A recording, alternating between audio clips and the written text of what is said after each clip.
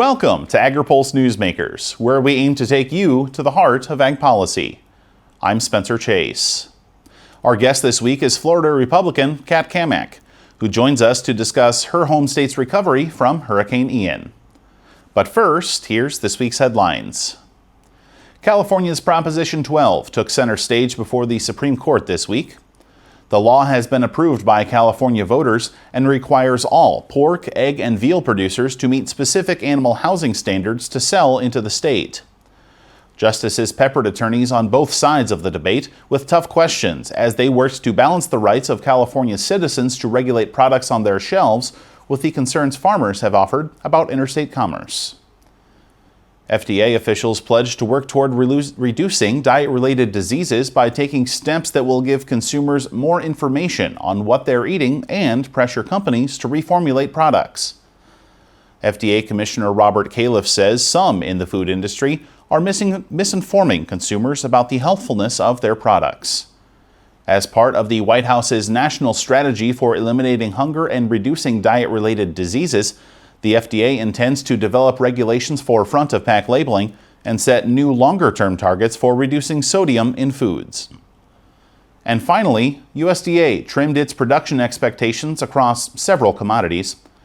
Soybeans, corn, and cotton totals were dropped in Wednesday's reports as economists looked to get a better handle on what will be headed to markets during this year's harvest. When compared to 2021, soybean production is expected to be down 3%. Corn is anticipated 8% lower, and USDA thinks cotton production will fall 21% this year.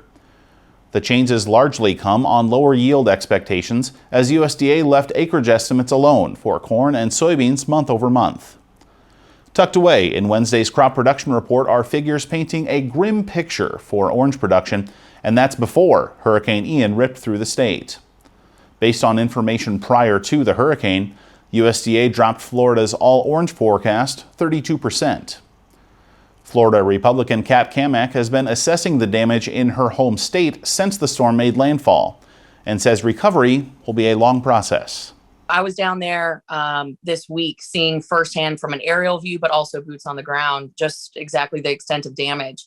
And it's not just the water, right? We've had tremendous flooding, standing water, and salt water that has been absolutely devastating. But the wind damage to some of our groves, it's pretty awful. And something that was a little shocking to me was really how much the landscape has changed in terms of the damage. It's not just, a culvert that needs to be replaced here and there. I mean, some of the groves have been completely flooded out to where we're having to bring in fill dirt and really rebuilding these tracks. And so it's going to be a total infrastructure overhaul in some areas. It's not just fruit on the ground. It's not just crops that aren't viable anymore. It's going to be a tremendous amount of effort to rebuild really from start to finish in some areas. I think from the federal level, what we need to be cognizant of is that the FSA structure was already strained and a little bit frustrating is I think a polite way to put it for so many of our producers. And so really working to make sure that we're having an appropriate response and an all-encompassing response. There's so many people that I remember from Hurricane Michael that they were shocked at how low the estimates were for damage. And when we went and dug into it, they hadn't included things like pivots or fencing or, basic things that, our producers are extraordinarily cognizant of the price of, but, for folks in Washington, they weren't thinking about these things. They were just thinking about crop loss. And so I think when we're talking about the federal response, it's going to be an all-encompassing number when it comes to our producers. And like I said so many times before, agriculture is not something that, you can turn on like a light switch. I was speaking with some of our dairies, and they were really sustaining tremendous losses from being down for 12 hours. And so having people who understand what all goes into these operations is going to be key, and really working to try to get ahead of some of these preliminary numbers is going to be a big, big fight. Well, and as we talk about numbers, I assume that Congress is going to be stepping in with some level of supplemental disaster assistance program. And I assume you and your Florida colleagues would like it yesterday as opposed to tomorrow. But is that something you anticipate Congress is going to be addressing here yet in 2022? Or is that something that's going to need to be perhaps more fully assessed and distributed in the 2023 by Congress? I would like to see a full assessment before, we see a supplemental come before Congress. And some people are saying, I can't believe you would say that. Well, reason being is, from 10 years of experience in navigating Florida politics and disaster relief, we've had numbers come up so woefully short that it really doesn't even begin to scratch the surface. And so much of this damage we're not going to really see until, weeks and months down the road. A great example is, of course, there's fruit on the ground right now if we're talking about our citrus industry, but a lot of the stems were broken, and you're going to see that fruit rot off. And how much were these trees saturated with water? How viable are they going to be moving forward? We won't know the full extent until really months down the road. And so a supplemental is in the works. The key for us in Congress is going to be having a clean supplemental funding bill. There was a lot of misconception here recently that the continuing resolution that was put forward included funding for Hurricane Ian relief. That's just simply not true. For example, the money that was allocated for FEMA, actually $2 billion with a B, was going to unaccompanied children at the border. There was money going towards administrative expenses in Washington. But not once was Hurricane Ian mentioned in that bill. And I think that that's a common misconception that so many people have been frustrated with, particularly amongst the Florida delegation, that there was money for Hurricane Ian victims. There wasn't. So absolutely a supplemental bill is in the future. And I think that's going to be very much needed. But the political side of it, and I'll just be honest, it's if folks on the other side want to try to attach supplemental expenditures to it that have nothing to do with hurricane relief, that's when things are going to get very, very sticky in Washington. We'll be right back to discuss the Farm Bill with Congresswoman Cammack right after this. Regenerative poultry production is a process by which nature can actually recapture and restore the energy that is being taken out of a space. Farm Credit helped Rahi build his dream of regenerative poultry farming and encouraging fellow immigrants to find community in agriculture. Nothing beats a farm. I'm just pursuing happiness. Learn more at farmcredit.com/beginning. Every morning, American corn farmers roll their sleeves up and start the work of growing a better future, one bushel at a time, with America's crop. A better future made possible by their unmatched sustainability practices and the extraordinary benefits and uses of corn throughout the global economy. And the National Corn Growers Association proudly supports and advocates for all they do, year in and year out. Welcome back. Hurricane Ian has shown a spotlight on the debate of whether or not to include permanent disaster language for agricultural producers in the upcoming Farm Bill. For Congresswoman Cammack, she says that's one of several things she'd like to see addressed before the upcoming legislation is drafted. The problem is that for the last 21 months and sitting on House Agriculture, the conversations have really been centered around a Green New Deal energy type of discussion. I remember some of the last few committee hearings that we've had, they were discussing putting electric vehicle charging stations in rural America. And meanwhile, we're just trying to get broadband. These are some of the frustrating things, is that there's just a real lack of cohesive direction between Republicans and Democrats. I think that both sides has very specific ideas of what the future of agriculture looks like. And when we're doing markups in committee that are to the tune of $90 billion, and they can't even account for 20 of it, yet they pass it anyways, that's really frustrating, particularly coming from a state like Florida, where we have over 300 specialty crops. We're the number 2 in the nation for cow-calf producers, and we're such a big ag state, and none of our needs have been met. And I'm really frustrated about the fact that we have seen pretty horrific outcomes here. Just yesterday, the USDA announced what our projected yields for citrus industry would be. I mean, we've got to do some serious investments in precision agriculture, high-tech ag, really get into the root of our broken labor system, address the supply chain. The regulatory environment, of course, is killing us. And then you look at the tax structure. We've got some major issues that we've got to address. And so going into the Farm Bill, that's going to be top of mind for us. And hopefully we will have the majority will be able to drive that very aggressive, ag-minded agenda and piece of legislation forward. So you mentioned what you perceive as some shortcomings in terms of committee activity in this current Congress. Going forward then, as Congress looks to write a new farm bill, what do you see as some of the oversight gaps that you perhaps would like to see filled in this next Congress, some of the hearings that you would like to see before you and your colleagues write this next farm bill?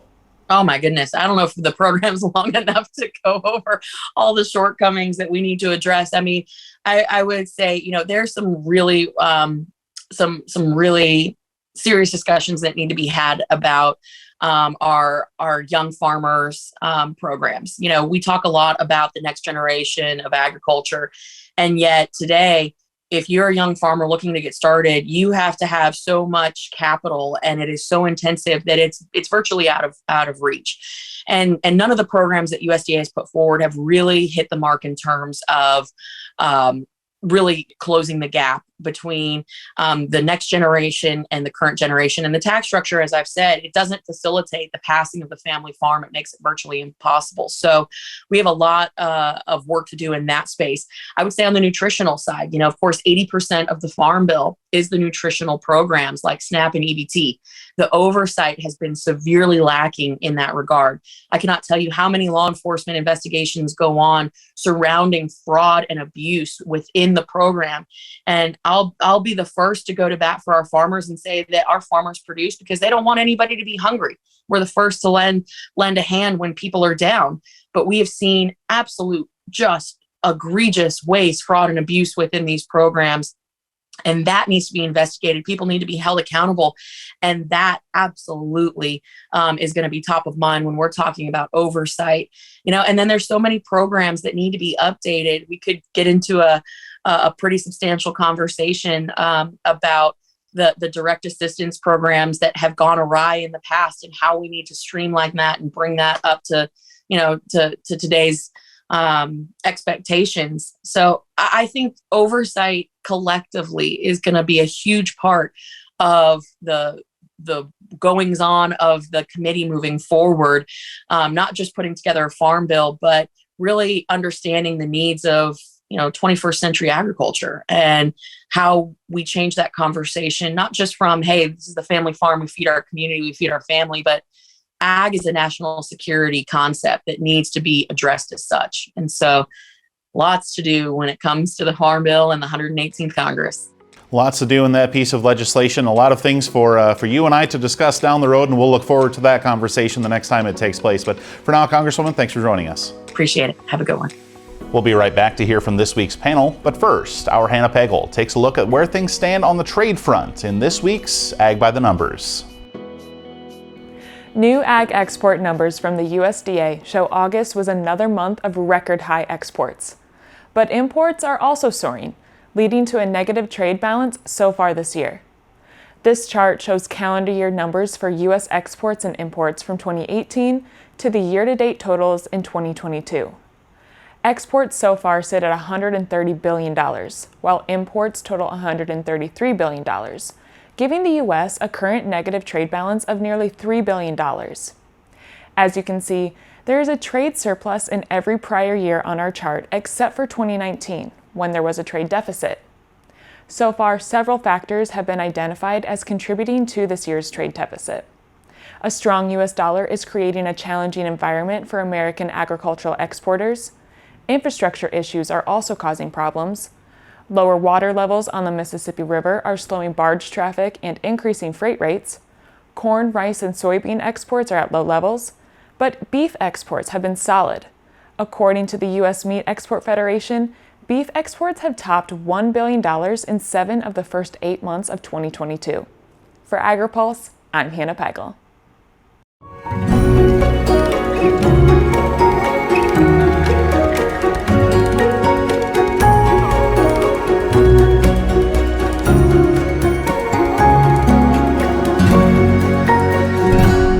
Agriculture Future of America is a nonprofit building transformational leaders in food and agriculture. AFA prepares college students to join the workforce as innovative and engaged young professionals who will shape the future of agriculture. Head to agfuture.org to find out how you can get involved.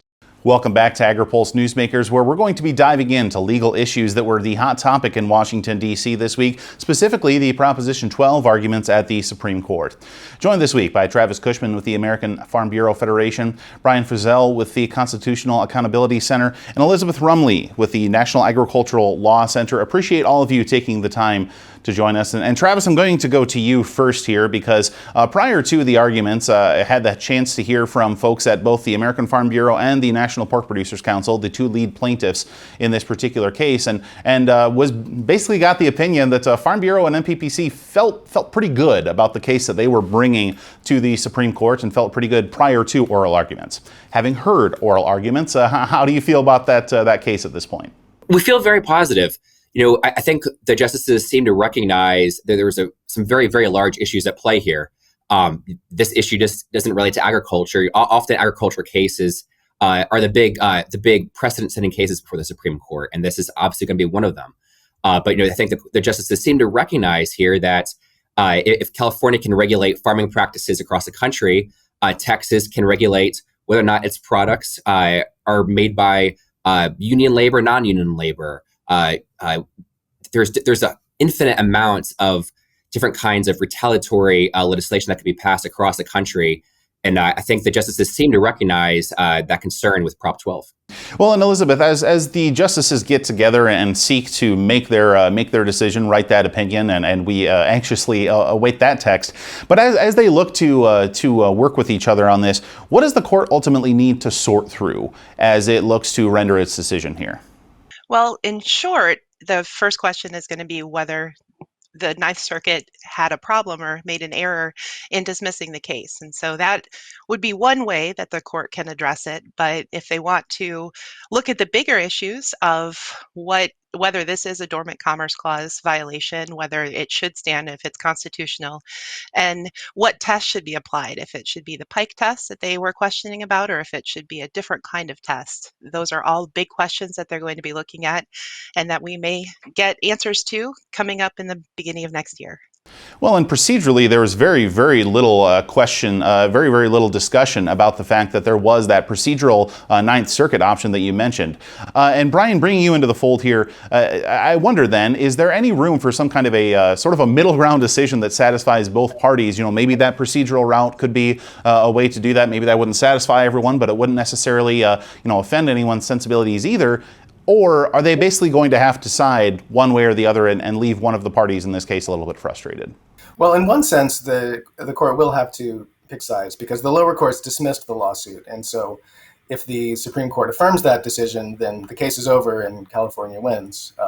But if the Supreme Court decides to revive the case and allow it to move forward, that would be a victory for the pork producers.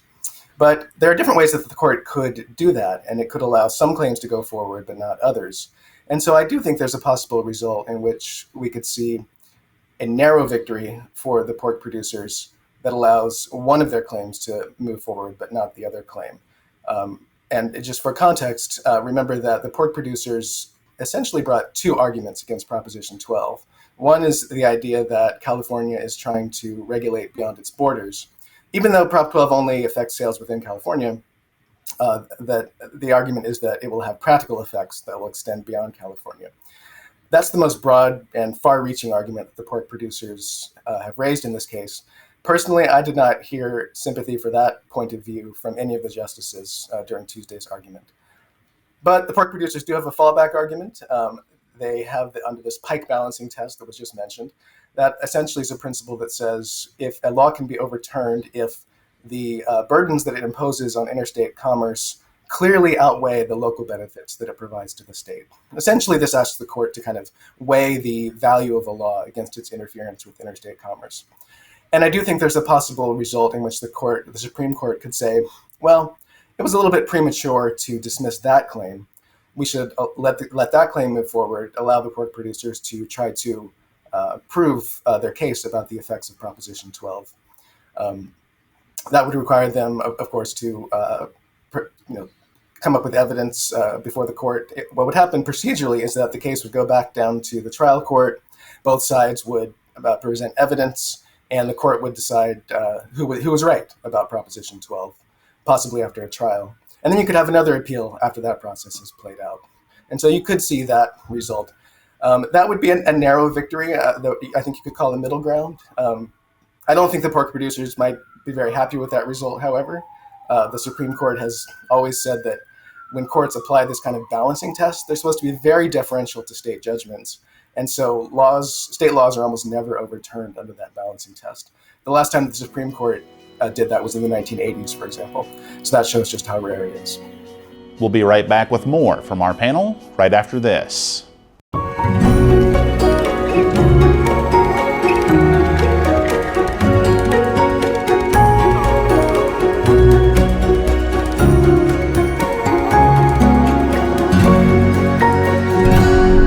Did you know Agri-Pulse has all your favorite podcasts, including Open Mic, Newsmakers, and Drive Time? Take us wherever you go. Subscribe at agripulse.com or on Spotify, Google Play, or Apple Podcasts.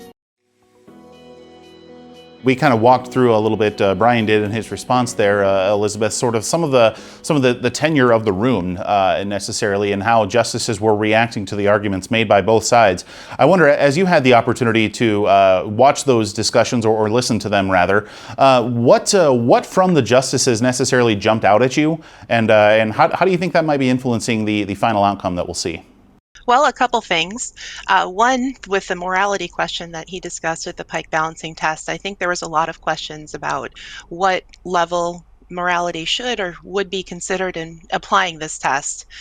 And I think that will be part of their discussions as they're moving forward. And second, I was really surprised, and it was interesting to see the amount of discussion from justices on both sides of the ideological spectrum to the entire argument. Justices all over the court posed some really difficult questions, some really substantive questions to both sides, and we talk a lot about how Supreme Court cases right now seem to be sort of split along that ideological break, and this might be one of those cases where we see justices come from both sides and we end up with several concurring opinions in making the ultimate judgment. Mm-hmm. Well, and Travis, I know that the American Farm Bureau Federation is, of course, a general farm organization, but it does count hog producers in its membership. And I wonder, as we look forward to a Supreme Court decision at some point here in the near future, wondering how should we expect the nation's hog producers to react and to move forward? Should the ruling maybe not go in favor of NPPC and the Farm Bureau, and maybe Prop 12 compliance is going to be mandated going forward? That's a really tough question. Unfortunately, hog farmers generally aren't in the position of deciding where their pork, where their the market hogs ultimately end up. And our big fear from American Farm Bureau's perspective is it's going to result in a lot of consolidation in the industry. It's going to be too difficult for small farms to be able to comply with this, to make these very, very expensive changes to their operations. And then also running the fear that if California is requiring 24 square feet per hog this year, next year Massachusetts might require 28 square feet, and then another state might require 32 square feet, and create an impossible system for especially the smaller folks to be able to comply. So that's our big fear is that a loss here will result in further consolidation of the industry, and then this kind of tactic of these kinds of laws exporting values into other states will spread onto other areas of agriculture. And Brian, I want to wrap things up with you here because you said in some comments in advance of these oral arguments that you used the term dramatic expansion of the Commerce Clause should the justices side with the pork producers and the Farm Bureau in this particular case. And you said this could call into question a number of other state laws that might use not necessarily the same, but maybe similar authority. What kind of laws are coming to mind for you when you make an argument like that? Well, in making that comment, I was mostly referring to the extraterritorial argument that the pork producers are making. The idea that even though California's Prop 12 only regulates sales of pork within California, that it's impermissibly controlling conduct in other states because, as a practical matter, the pork producers allege, the industry is going to react to Proposition 12 by changing its practices in a broader fashion. And the dangerous thing from my perspective is that that type of effect, that type of practical effect, has never been previously a grounds for invalidating a state law. Because anytime a state passes a law that has an effect on a nationwide industry, very often you're going to have these kinds of practical effects that reach into other states. So, states protect their residents from all kinds of potential dangers. Food that's unsafe, consumer products that are dangerous, pollution, deceptive financial practices, and they also pass various laws that reflect the values of their residents. For example, many states require utility companies to use a certain percentage of renewable energy. Some states ban the sales of tissue from aborted fetuses. Other states, in order to protect wildlife, require that certain types of plastics be biodegradable. And states have always had wide leeway to pass these kinds of laws that reflect their values. But the with all of that in mind, having seen the arguments and having had a little bit of time to digest them, do you think the justices will end up going there? I think one of the things that they wrestled with during the argument on Tuesday is not necessarily Proposition 12 itself, but how far a state could go in terms of banning products based on moral concerns about how those products were produced. That really seemed to be the issue that potentially troubled a number of justices, and it is a difficult issue. However, one of the things that discussion didn't focus as much on is that Proposition 12 has two bases. One is this moral concern about subsidizing pork from other that was raised inhumanely. But the other basis for the law is protecting against the risk of disease. And so I think it's natural that the justices focus during the argument on these very new and interesting and tricky issues. I mean, there's very smart people presented with an interesting question, and they have to think about the implications. Ultimately, though, as I mentioned before, I don't see the justices embracing the far-reaching arguments that the pork producers are making. At best, I could see them essentially trying to avoid those difficult issues by sending the case back down to the lower courts, perhaps letting this pike balancing claim move forward, which would allow the justices to not have to weigh into some of these tricky issues. Well, we'll be keeping a very close eye on how the Supreme Court decides to weigh in on this decision. A number of things to consider, as the panel has mentioned, and we'll be sure to cover all of them here at Agri-Pulse.com. But for now, I appreciate all of our panelists taking the time to join us. We'll be right back with more Agri-Pulse Newsmakers, but first, Hannah Pagel takes a look at global food insecurity in this week's Map It Out. Food security around the world is headed in the wrong direction. In fact, new Department of Agriculture figures show global food insecurity has jumped almost 10% this year. USDA analyzes how food prices and income affect food demand in 77 lower-income countries around the world. This map shows the change in prevalence of food insecurity in 2022 compared to 2021. Almost 119 million more people are food insecure in those countries compared to last year. The increase can be attributed to two main factors: the COVID-19 pandemic and Russia's invasion of Ukraine, which is reducing wheat and grain exports and fueling higher input costs. North Africa is the most affected region. It's expected to see a 25% increase in food insecurity. For Agri-Pulse, I'm Hannah Pagel. Farmers are always there for each other. We shed tears together, we celebrate together, but we also grow together. Farm Bureau is the largest general farm organization in the country. We have the farmers' back. If you're a farmer and you're not a member, we would welcome you into our Farm Bureau family. And if you want to know more about agriculture, come be part of this great family. Thanks again for tuning in for another episode of Agri-Pulse Newsmakers. Before we let you go, here's what's on the horizon for the upcoming week. The FDA is hosting a stakeholder webinar Friday on the proposed changes to definitions of healthy on food labels. USDA is scheduled to release a handful of monthly reports, including offerings on milk production, livestock slaughter, and cattle on feed, as well as a quarterly report on rice stocks. As always, stay tuned to agripulse.com for all of this and more. For Agri-Pulse Newsmakers, I'm Spencer Chase. Have a good one.